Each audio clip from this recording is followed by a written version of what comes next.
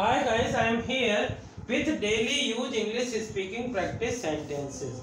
These are some sentences which we use in our conversation.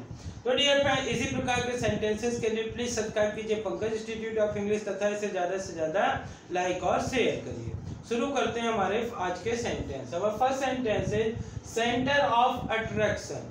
यानी जब बहुत सारी चीज़ें रखी होती हैं उनमें से कोई चीज़ इतनी अच्छी होती है कि वो सबको अपनी ओर आकर्षित करती है। या कभी कभार ऐसे ग्रुप में कोई व्यक्ति की बात होती है जो कैसी अपनी आर्ट दिखाता है जिसके कारण लोग अट्रैक्टिव होते हैं, आकर्षित होते हैं, तो उसको बोलते हैं सेंटर ऑफ अट्रैक्शन, यानी कि आकर्षण का केंद्र। आकर्षण का केंद्र ही है centre of attraction. Don't make me to say. जब कभी कोई व्यक्ति आपको कुछ कहता है और आप उसको कुछ कहना नहीं चाहते हैं, फिर भी वो कुछ इतनी बातें कहता है कि आप कहते हैं कि तुम जो इतना कुछ कह रहे हो मेरे पास भी कहने को है, बस मैं तो ये कहता हूँ कि मेरा मुंह मत खुलवाओ।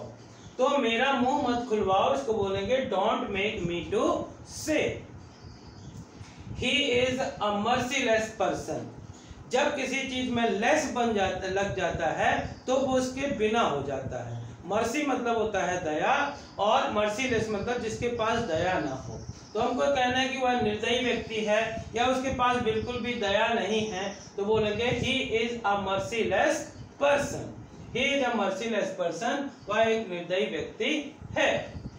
कभी कभार घर में आपने देखा होगा कि कुछ चीजें रखी होती हैं जो स्पेशल गेस्ट के लिए होती हैं, और जब कोई उस चीज को लेने लगता है तो बड़े लोग मना करते हैं और बोलते हैं this is only for the guest.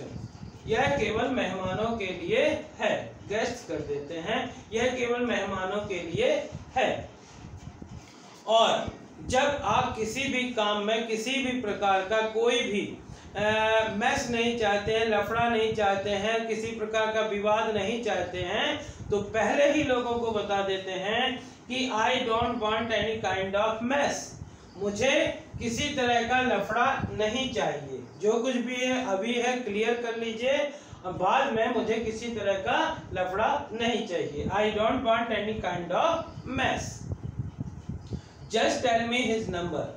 कभी कभार बोलते हैं कि मुझे उस व्यक्ति से किसी से काम है और आपका उससे अच्छी तरह से परिचित है, व्यवहार है, तो आप मुझे लेने मत चलिए, केवल मुझे उसका नंबर दे दीजिए।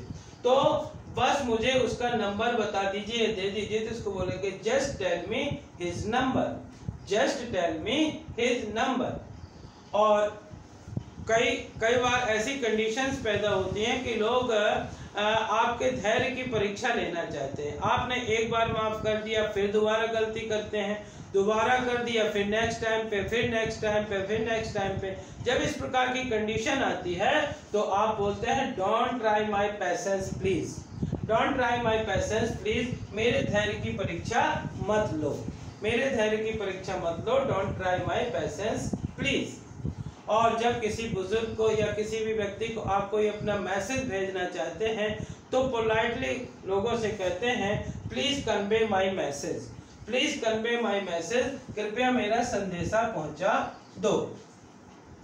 डियर फ्रेंड्स, कहते हैं कि जो एंगर, क्रोध होता है बहुत बुरी चीज होती है। यदि उस टाइम पे हम कुछ भी चीज किसी को गुस्से में कहते हैं तो क्या कह देते हैं कुछ समझ में नहीं आता है और उसका जो परिणाम होता है गलत निकलता है। इसीलिए हमको लोग समझाते हैं कि keep your anger under control. Keep your anger under control. अपने गुस्से को काबू में रखो।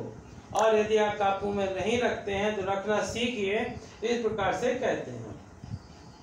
और जब कभी कभार दो व्यक्तियों के बीच में आपस में विवाद होता है और एक दूसरे को धमकाते हैं तो अक्सर ये कहते हैं you have no idea, you have no idea what can I do. आपको अंदाजा नहीं है मैं क्या कर सकता हूँ। तो इसको इंग्लिश में बोलेंगे you have no idea what can I do. So dear friends, these are some sentences. By practice you can also speak such kind of sentences in your conversation. तो इसी प्रकार के sentences के लिए प्लीज सब्सक्राइब कीजिए Pankaj institute of English तथा इसे ज़्यादा से ज़्यादा लाइक और शेयर करिए। Thank you for watching.